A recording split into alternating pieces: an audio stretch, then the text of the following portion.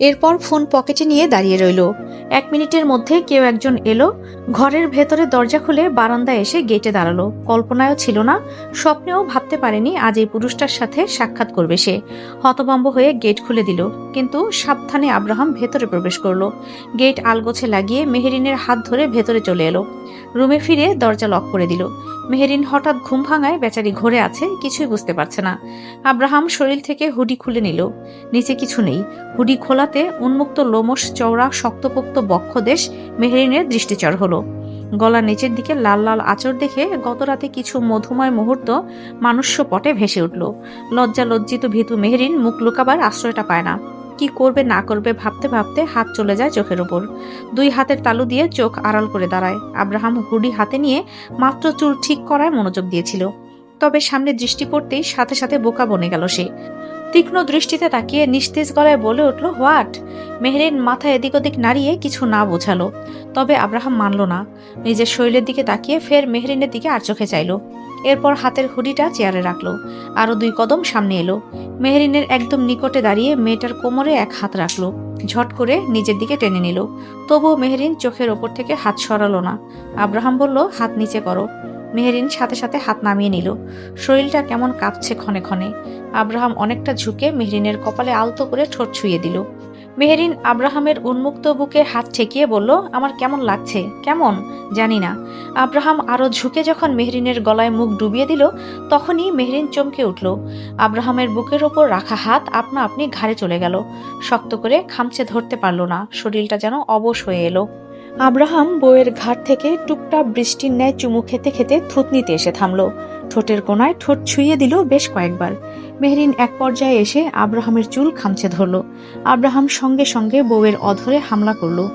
সিগারেটে পোড়া পুরুষালী অধরের সংস্পর্শে পিষ্ট হলো সামনের রমণীর নরম গোলাপের পাপড়ির ন্যায় ঠোঁট। অসহ্য যন্ত্রণা হলো বক্ষদেশ। শরীরের রঞ্ঝে রঞ্ঝে ছড়িয়ে পড়ে সেই যন্ত্রণা। হাঁপিয়ে ওঠে সে, পারে না সামনের পুরুষের সঙ্গে।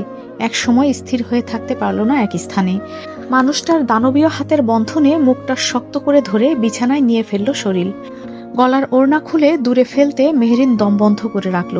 সামনের মানুষটা বোধহয় বিরক্ত হলো। ঠোঁট ছেড়ে মেয়েটার মুখের দিকে চাইল। প্রথমে বিরক্তি নিয়ে তাকালেও পরবর্তীতে মেহরিনের ভীতু ভয়ার্ত মুখের দিকে তাকিয়ে নিজেকে শান্ত করল। মেহরিনের ওপর থেকে সোজা হয়ে উঠে বসলো পাশে। এরপর পায়ের জুতোর ফিতা খুলতে খুলতে বলল, লেটস ট্রাই এগেন। গতকাল রাতের। মেহরিন নিজেকে সামলে সময় নিয়ে বলতেই যাচ্ছিল কিছু, তবে আব্রাহাম শুনল না পুরো কথা। তার আগেই বলে উঠল, ইয়েস। লাইট অফ করে যখন আব্রাহাম এগিয়ে এলো মেহরিনের, তখন অন্তর কাঁপে, বুকটা দুরুদুরু করে। শরীরটায় যেন এক ফোঁটা শক্তি নেই। ভয়ে কিনা ভালো লাগার অনুভূতির সংমিশ্রণে মেয়েটা হিসাব মেলাতে পারে না। আব্রাহাম ওর জামার ফিতা টানতে মেহরিন শান্ত হয়ে গেল। হাত জোড়া তুলে আব্রাহামের গলায় জড়িয়ে ধরল। এই তো যেন আহ্বান, কাছে আসার আহ্বান। নিজের সবটুকু উজাড় করে দিয়ে অনুভূতির জানান দেওয়া। একটুও বাধা দিল না স্বামীকে। গত রাতের জন্য নিজেকে অসুস্থ অনুভব করলেও সেসব পাত্তা দিল না। যত প্রশ্রয় দেবে ততই পেয়ে বসবে। এই কথা মিথ্যে না। আব্রাহামও তেমন। বউয়ের আশকারা পেয়ে আরও নিজের সঙ্গে ঘনিষ্ঠ করল বউকে। বউয়ের সর্বাঙ্গে নিজের স্পর্শ দিতে ভুলল না পুরুষ। বাইরে আলো ফুটতে অনেক দেরি। আব্রাহাম তখন ওয়াশরুমে, এখনো আজান হয়নি। মেহেরিন নিজের ভেজা চুল গামছা দিয়ে বেশ কয়েকবার মুছে ফেলেছে। দ্রুত শুকিয়ে নিতে হবে চুল। আব্রাহাম চলে যাবে এখন। পরে চুল ভেজা থাকলে মা নিশ্চয়ই সন্দেহ করবে। এদিকে আব্রাহাম চাইছে না সে এখানে এসেছে শাশুড়ি সেটা জানুক। মেহেরিন গামছা রেখে আব্রাহামের হুডি আর প্যান্ট চেয়ার থেকে এনে বিছানায় ভাঁজ করে রাখলো। তখন হুডির পকেটে কিছু লাগলো মেহেরিনের হাতে। সে কৌতূহল নিয়ে একবার দেখার জন্য উদ্যত হয়েও পরক্ষণেই সেই চিন্তা বাদ দিল। বিছানায় রেখে যখন চলে যাবে, তখন আব্রাহামের গভীর কণ্ঠ ভেসে আসে, ওটা বের করে নাও, একটা নাকের ফুল আর একটা চেইন আছে। গতকাল ভাইয়া ফিরেছে, বিশেষ করে এটা দিতেই আসা হয়েছিল। মেহেরিনের বড্ড হাসি পেয়ে গেল। বোকা সে, তবে এতটাও না। আচ্ছা, এগুলো দিতে এসেছেন তাহলে? আব্রাহাম অপ্রস্তুত হলো। মেয়েটা তাকে নিয়ে উপহাসের সুর তুলছে। মনে মনে এটা ভাবছে না তো গিফট দিতে এসে আব্রাহাম আর ভাবে না, কি অদ্ভুত, সে নিজের সাফাই কেন দিচ্ছে। ভেজা চুলের পানি ঝাড়তে ঝাড়তে সে এসে প্যান্ট হাতে তুলে নিল। মেহরিনের কথায় সম্মতি দিয়ে বলল, হ্যাঁ। মেহরিন ঠোঁট টিপে হাসলো। গিফট দিতে এসেছে, এটা তো একটা বাহানা মাত্র। তবে আর কিছু বলল না। আলো ফোটার আগে আব্রাহাম বেরিয়ে গেল। মেহরিনের দেহ দুর্বল হলেও মন চনমনে হয়ে উঠল। কোনো এক পুরুষ রাত বিরেতে তার জন্য আসবে, এ যেন স্বপ্নে বলা চলে, তবে আস্থা বাস্তব। সে আপন মনে এই প্রেমিক রূপে থাকা অপ্রেমিককে নিয়ে স্বপ্ন বুনতে শুরু করেছে বহু আগ থেকেই। কি করা হচ্ছে সুগন্ধি ফুল? ঘুম ঘুম স্বরে আবরাজের প্রশ্নে চমকে উঠল ফিজা। তড়িৎ নিজের হাতের ফোন লুকিয়ে ফেলার পায়তারা করে। বালিশের তলায় রাখতে গিয়ে ঠিকঠাক স্থান খুঁজে পায় না, তার আগেই হাত ধরে ফেলে আবরাজ। ফিজা ঠোঁট কামড়ে ধরে। কি হবে এখন? আবরাজ ফোন চেক করবে? এসব ভাবতেই মেয়েটার গলা শুকিয়ে আসে, কাটকাট হয়ে পানির তেষ্টা অনুভব করলো। আবরাজ এর মধ্যে বলে উঠল, লুক এট মি। ফিজা অন্যদিকে তাকিয়ে। আবরাজ এক হাতে ফোন, আরেক হাতে মেয়েটার চোয়াল চেপে ধরে নিজের দিকে করে। ফিজা পিটপিট করে তাকিয়ে বলে উঠল, কিছু বলবেন? Give me the phone. Time দেখবেন তো? 8:17 বাজে। শাট আপ সুগন্ধি ফুল। চমকে উঠল ফিজা। চালাকি কাজে লাগে না। আবরাজ হ্যাসকা টানে ফিজাকে নিজের কোলে তুলে বসিয়ে ফোনটা নিজের হাতে নিয়ে নিল। পুরুষালী শক্ত হাতের থাবা থেকে ফিজা ফোনটা রক্ষা করতে পারে না। আবরাজ একদম দুজনের চোখের সামনে রেখেছে ফোন। ফোনের লক খুলতেই ভেসে উঠল একটা ভিডিও। মেয়েটা শাড়ি পরছে। মোমবাতির আগুনের আলোতে মেয়েটার ফর্সা শরীরও আগুনের ন্যায় জ্বলজ্বল করছে। ফিজা এক চোখ খুলে সামনে দেখল, তখনও ভিডিও প্লে হচ্ছে। ফিজা লজ্জায় কান গরম হয়ে এলো। আবরাজ শব্দ করে হেসে উঠল। তারই ফোনে মেয়েটা নিজের ভিডিও দেখছে। ফিজা তখন সাফাই দিল, আমি এটা ইচ্ছে করে দেখিনি, বিশ্বাস করুন। আপনার ছবি দেখছিলাম, তারপর হঠাৎ এটা সামনে চলে আসায় মিথ্যা ঢাকতে গিয়ে সত্যি বলে ফেলেছে মেয়েটা। কি আশ্চর্য কথাবার্তা। আবরাজ তখনও ফোনের স্ক্রিনে দৃষ্টি স্থির।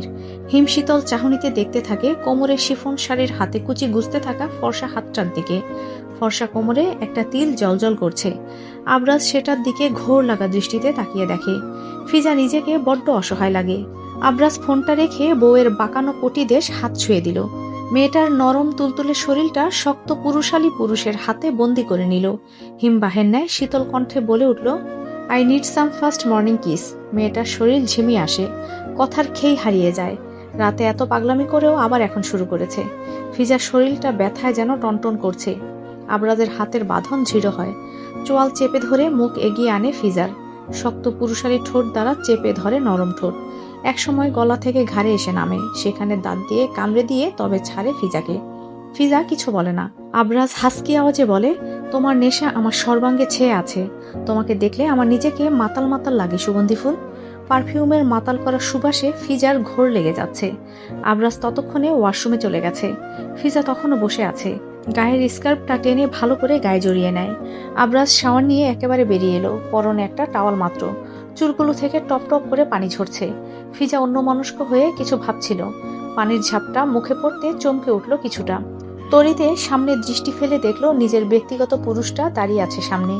নিষ্প্রভ দৃষ্টিতে তাকিয়ে আবরাজ বউয়ের দিকে। এই চাহনির ব্যাখ্যা ফিজা জানে।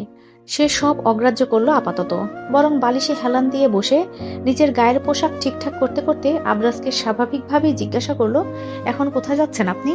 বউয়ের দিকে যে হাত বাড়িয়েছে সেই হাতটাকে সাইজ করতে যাচ্ছি। আবরাজ ঝুঁকে এলো। ফিজার চোয়ালটা আলতো করে চেপে ধরে কপালে চুমু খেলো। ফিজার সেদিকে খেয়াল নেই।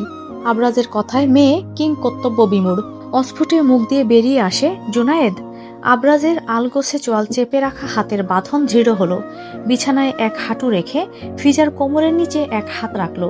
আচমকাই হ্যাসকা টানে ফিজার দেহটা নিজের সাথে ঘনিষ্ঠ করলো। চক্ষু গরম করে চাইল বউয়ের দিকে, যেন চোখ দিয়ে ভস্ম করে দিতে চাইল। চোয়ালে চাপ প্রয়োগ করে ক্ষুব্ধ কণ্ঠে বলে উঠল, আই এম সেইং, শুয়োরটার নাম তুমি মুখে নিবে না সুগন্ধি ফুল, গট ইট?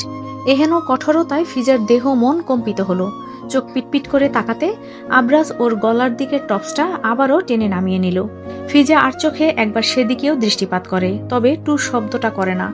নাম মুখে নেওয়াতে এমন পড়েছে, না জানি এখন জুনায়েদ কবিরের হয়ে সাফাই দিলে কি করবে। চুপ থাকা শ্রেয় মনে হলো। তবে তার চেয়ে বেশি যেটা ভাবাচ্ছে, জুনায়েদ এখন কোথায়? আবরাজ নিশ্চয়ই এত সহজে জুনায়েদকে পেয়ে যাবে না। ফিজার ভয়ার্ত মুখের দিকে তাকিয়ে আবরাজের দৃষ্টি শীতল হলো। কিছু সময় শান্ত দৃষ্টে চেয়ে রইল বউয়ের আলাভোলা মায়াবী মুখটার দিকে। এরপর চোয়াল ছেড়ে বউয়ের এলোমেলো চুলে হাত চালালো। কিছু না বলে আবারও কপালে ঠোঁট ছুঁয়ে দিয়ে উঠে চলে গেল। ফর্মাল শার্টের ওপর ওয়েস্ট কোটটা পরে ব্লেজার হাতে নিয়ে কক্ষ ত্যাগ করলো। একবার পেছনেও তাকালো না পর্যন্ত। এত ধমকাধমকি করে একবার সরিও বলল না। ফিজার মন রাগে অভিমানে টইটুম্বুর হয়ে আবার শুয়ে পড়ল। উঠে যে ফ্রেশ হবে সেই শক্তিটুকুও নেই আপাতত। শরীর দুর্বলের সাথে এই আবরাজ খান নামক পুরুষটার কথায় সে মর্মাহত। জুনায়েদের শরীরে হাড়গুলো ভেসে উঠেছে এই কয়দিনে। পেটের দিকে পাঁজরগুলো দূর থেকে অনায়াসে গোনা যাচ্ছে। চোখ মুখ শুকিয়ে গর্তে চলে গেছে। চোয়ালটা নেতিয়ে পড়েছে। বলিষ্ঠ দেহটা যে কোনো নারীকে বিছানায় নিয়ে আসার জন্য যথেষ্ট ছিল। এখন আকর্ষণীয় এই শরীরের অবস্থা করুন। হাতের চকচকে ট্যাটুটার অবস্থা জীর্ণ শীর্ণ হয়ে ধূসর দেখাচ্ছে। পরিপাটি চুলগুলোর অবস্থা এলোমেলো। ধূসর রঙের চোখ জোড়ার মণিটা বড্ড ক্লান্ত। আবরাজের শান্তি লাগে, তবে বুকে আগুন জ্বলছে। কিসের আগুন? ওই যে বউয়ের দিকে নজর দিয়েছে। আবরাজের ব্লেজারটা সাব্বির হাতে নিয়ে দাঁড়িয়ে আছে। আবরাজ কফির মগে বেশ তৃপ্তি নিয়ে ঠোঁট বসিয়ে চুমুক দিচ্ছে আর জোনায়েদকে দেখছে।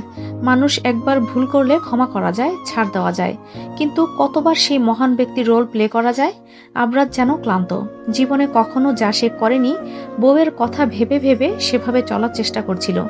তবে কিছুতেই তাকে সেভাবে চলতে দিচ্ছে না পরিস্থিতি বলো আর কিছু বেইমান নামক মানুষ কীট বলো।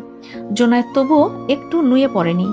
কি কঠোর দৃষ্টিতে আবরাজের পানে চেয়ে আছে। আবরাজ কফিটা শেষ করে একজন গার্ডের হাত থেকে একটা হকি স্টিক হাতে তুলে নিল। সেটা নিয়ে গাড়ির সাথে ঠেস দিয়ে রাখল। ওয়েস্টকোটের বুকের দিকের একটা বাটন খুলে শার্টের হাতা গুটিয়ে কনুয়ের উপর সুন্দর করে ভাঁজ করে রাখল। গাড়ির সাথে রাখা হকি স্টিকটা আবার হাতে তুলে লম্বা লম্বা কদম ফেলে এগিয়ে গেল শক্তপোক্ত মেঝেতে পড়ে থাকা জোনায়েদের দিকে।